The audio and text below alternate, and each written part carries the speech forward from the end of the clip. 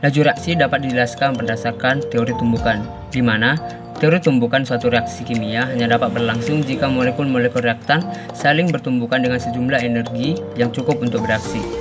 Pada reaksi berantai, zat antara yang dihasilkan dalam satu tahap menghasilkan zat antara yang reaktif dalam tahap berikutnya dan demikian seterusnya.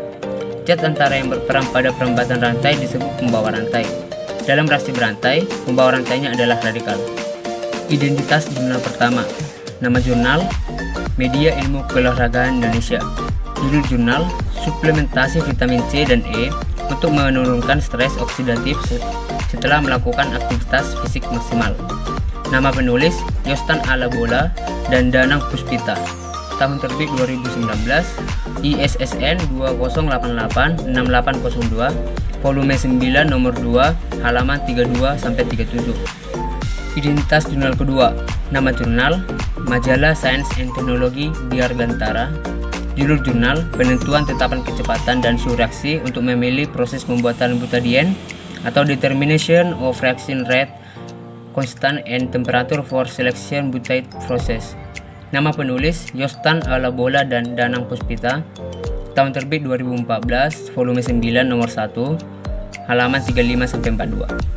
Selanjutnya yaitu ringkasan jurnal pertama.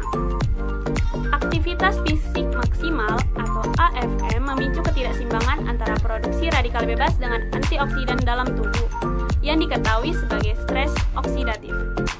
Vitamin C dan E berperan sebagai antioksidan eksogen dapat menghentikan reaksi berantai dari radikal bebas. Biasanya, mekanisme pembentukan reaksi berantai radikal bebas terjadi melalui 3 tahapan reaksi, yaitu inisiasi, propagasi, dan terminasi. Radikal bebas dapat didefinisikan sebagai suatu molekul atom atau beberapa grup atom yang mempunyai satu atau lebih elektron yang tidak berpasangan pada orbital terluarnya. Atom atau molekul ini sangat labil dan akan mengambil elektron dari zat atau senyawa yang berada di dekatnya. Pengambilan elektron dari suatu zat atau senyawa lain oleh radikal bebas akan mengakibatkan zat atau senyawa lain tersebut kekurangan elektron, dan dengan demikian menjadi zat atau senyawa radikal.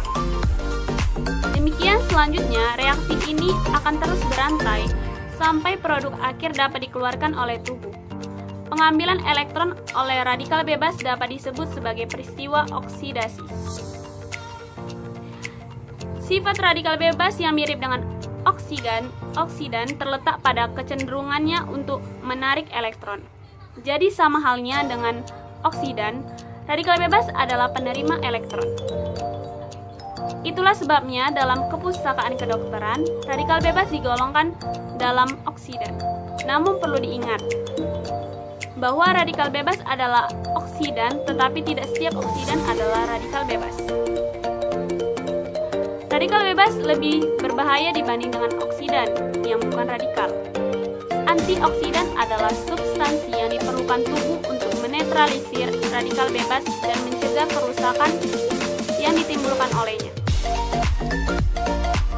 Antioksidan menstabilkan radikal bebas dengan melengkapi kekurangan elektron yang dimiliki radikal bebas dan menghambat terjadinya reaksi berantai dari pembentukan radikal bebas yang dapat menimbulkan stres oksidatif.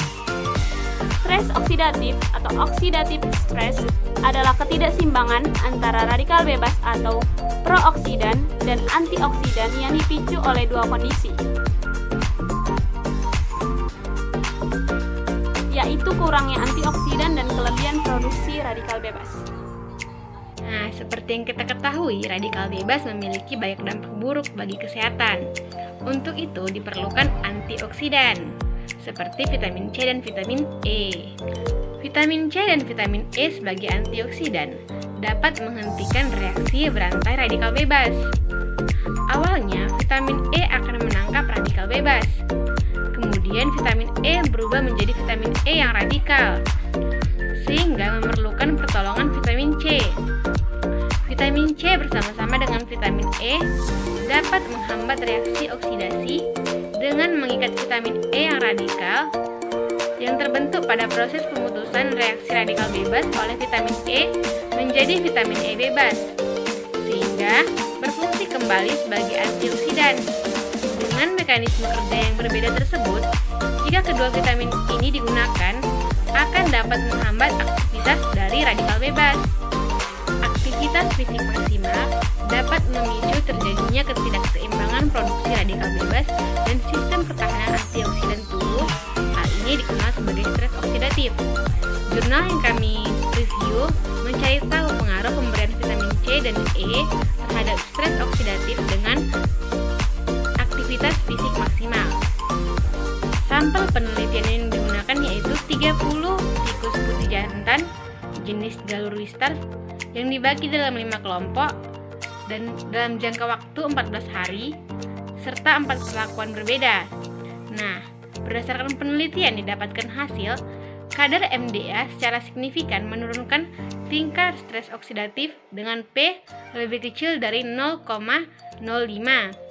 Kelompok suplemen vitamin C dan E menurunkan kadar MDA secara signifikan 95,5% setelah melakukan aktivitas fisik maksimal.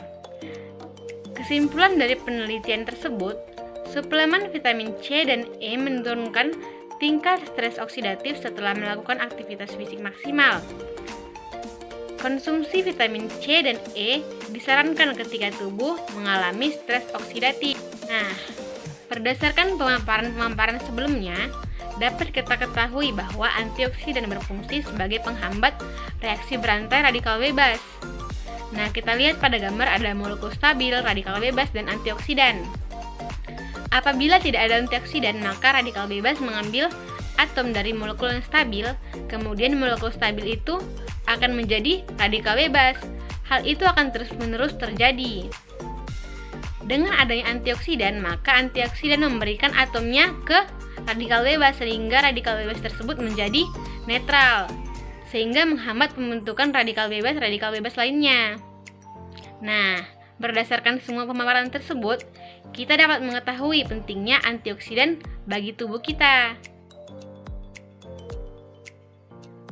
Reaksi kimia menurut teori tumbukan adalah merupakan tumbukan antar molekul yang bereaksi sehingga terjadi produk reaksi kimia.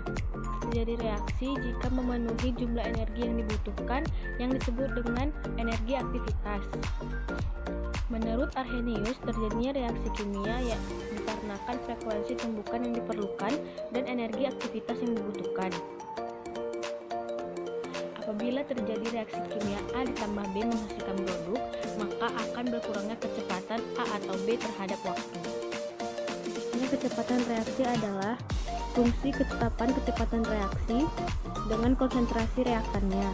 Nilai ketetapan kecepatan reaksi merupakan faktor frekuensi A dan energi aktivitas, yaitu A ditambah B menghasilkan C, dCA per dt sama dengan K dikali C kali A kali C kali B, atau K sama dengan AX min EA per R kali T. Untuk mengetahui ketetapan kesetimbangan yang berdasarkan teori termodinamika, yaitu ketetapan kesetimbangan berhubungan dengan kecepatan gerak molekul. Secara termodinamika, kesetimbangan gerak molekul bereaksi dengan energi Gibbs. Besarnya energi Gibbs menunjukkan besarnya gerakan molekul yang bereaksi.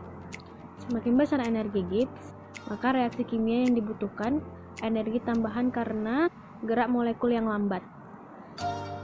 Nilai suatu entropi larutan didekati dengan fungsi kesetimbangan dan suhu campuran yang ditunjukkan pada persamaan pada keadaan standar, yaitu kondisi larutan ideal atau encer.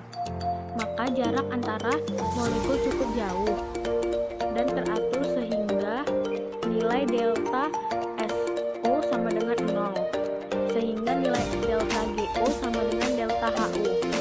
Perubahan energi Gibbs yang setara dengan perubahan keseimbangan kimia pada suhu atau T yang dirumuskan dengan persamaan delta G sama dengan delta GO tambah N kali R kali T kali ln K. Energi Gibbs pada kondisi standar gas ideal dihitung dengan menggunakan persamaan delta G0 sama dengan min N kali R kali T kali ln K. Baiklah, selanjutnya saya akan memaparkan mengenai kelebihan dan kelemahan dari jurnal yang kami review. Adapun kelebihan dari jurnal yang pertama, yaitu isi jurnal mudah dipahami dan lengkap, dan dibuatnya tabel untuk hasil data. Yang kedua, abstrak sudah diterjemahkan ke dalam bahasa Inggris. Yang ketiga, di dalam jurnal tersebut ada dipaparkan cukup rinci metodologi ataupun metode penelitian. Yang keempat, jurnal sudah ber-ISSN. Yang kelima, banyak menggunakan referensi di dalam jurnal. Dan yang terakhir, ukuran dan jenis huruf yang dipilih dalam penulisan sudah sesuai dengan tingkat kenyamanan pembaca. Adapun kelemahan dari jurnal yang pertama, yaitu masih menggunakan referensi terbitan lama sehingga referensinya kurang update. Adapun kelebihan dari jurnal yang kedua, yaitu yang pertama, pembahasan mengenai teori tumbukan dijelaskan berdasarkan pendapat-pendapat para ahli. Yang kedua, bahasa yang digunakan dalam penulisan jurnal cukup mudah untuk dimengerti oleh para pembaca, sehingga dapat lebih mudah untuk memahami isi dari jurnal tersebut. Yang ketiga, adanya ukuran dan jenis huruf yang dipilih dalam penulisan sudah sesuai dengan tingkat kenyamanan pembaca dalam membaca jurnal tersebut. Yang keempat, dalam jurnal tersebut ada dipaparkan secara rinci metodologi atau metode penelitian yang telah dilakukan. Yang kelima, terdapat tabel-tabel ataupun gambar serta grafik dari hasil penelitian yang semakin memperjelas teori yang dipaparkan dalam jurnal. Dan yang terakhir, langkah-langkah dalam penelitian dideskripsikan secara jelas dan dapat dengan mudah dipahami oleh para pembaca. Menggunakan referensi terbitan lama sehingga referensinya kurang update.